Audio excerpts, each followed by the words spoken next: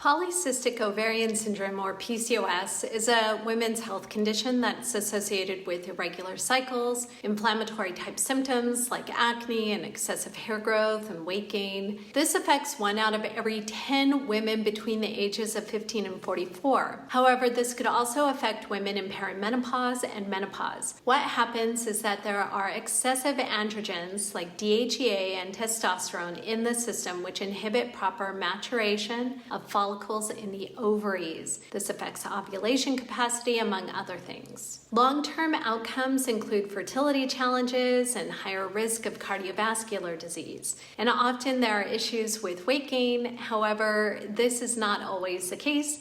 And in either obese or non-obese women with PCOS, there's an increased risk of insulin resistance and type 2 diabetes. There's also a higher risk for endometrial cancer. And while PCOS is becoming quite common, this doesn't mean it's normal, and it can be reversed. The first step, though, to reversing it is knowing that you have it. So in today's video, I'm going to be sharing 9 signs and symptoms of PCOS, and then we'll talk about some steps you could take to reverse it. Hello, Fab Over 40 ladies. Welcome back to my channel.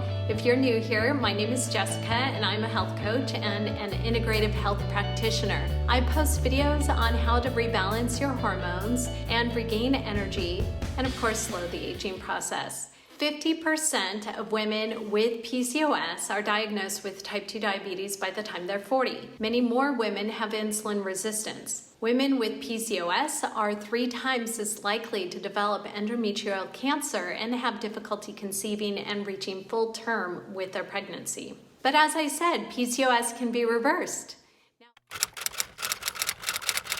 A woman would have at least 2 of the following symptoms, or all 3 if you're a teenager. 1 is irregular or absent periods. Number 2, clinical or lab findings of hyperandrogenism. This is acne or excessive hair growth. The 3rd item is polycystic ovary. Note, not all women have polycystic ovaries, and around 22% of normal ovulating women have polycystic ovaries, so it's not an absolute. To get an official diagnosis, though, you would see your doctor. That all said, in this video, I'm going to give you 9 symptoms that are common in PCOS. If you're already diagnosed with PCOS, make sure to stick around until the end because I'm going to be giving you some tips on how to reverse PCOS. Symptom number 1, irregular or missed periods. This is related to hormone imbalances. In many women with PCOS, insulin levels will be too high and will affect other hormones. Just before ovulation, there should be a spike in estrogen. Estrogen is made from testosterone, but high insulin levels actually block this from happening. And the spike in estrogen doesn't happen, so you don't ovulate and you don't have your period. Number 2, excess body hair, including on the face, the chest, the stomach, and the back. Number 3 is weight gain or difficulty losing weight, especially around the belly. This is related to elevated insulin levels or insulin resistance. To learn more about insulin resistance, be sure to watch my video on 10 signs you have insulin resistance. Insulin is a key fat storage hormone, and visceral fat is a fat that is stored on the abdomen around vital organs. Number 4 is acne or oily skin. 1 out of 3 women with PCOS will have this, and this is related to increased levels of DHEA and testosterone.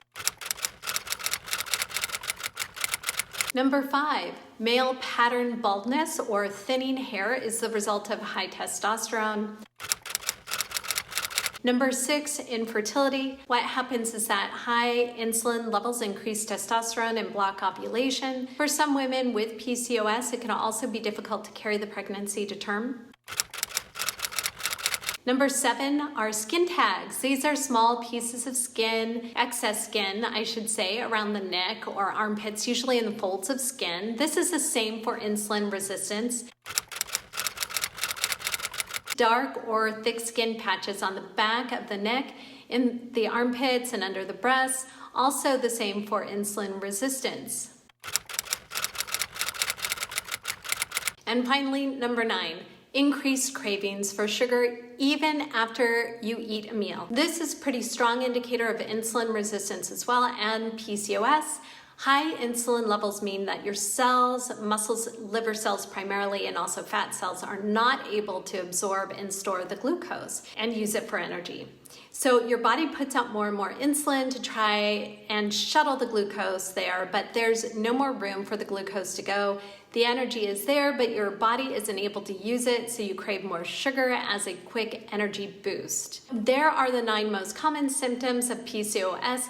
If you have one or more of these symptoms, you might be feeling a bit discouraged, but I promise you there is a light at the end of this video. PCOS can be reversed with diet and lifestyle changes. Remember that to be officially diagnosed with PCOS, you need to see your doctor. There is a common theme with the symptoms I shared above, something that came up again and again. While elevated testosterone is often the focus most doctors address, it's important to go to the root of why you may have elevated levels of testosterone in the first place. Elevated insulin levels or hyperinsulinemia inhibits conversion of testosterone into estrogen. This leaves you with higher levels of testosterone. I want to note that you can be diagnosed with PCOS and have a normal testosterone level. I've seen this before. Even so, many women will still have elevated levels of insulin with PCOS. So, what causes levels of insulin to be high? Insulin is released by your pancreas in response to foods you eat. Carbs, including sugars, have the greatest response from insulin. Protein and fats, for instance, have a much smaller response. So by reducing the foods that cause a higher spike in insulin, the carbs for instance,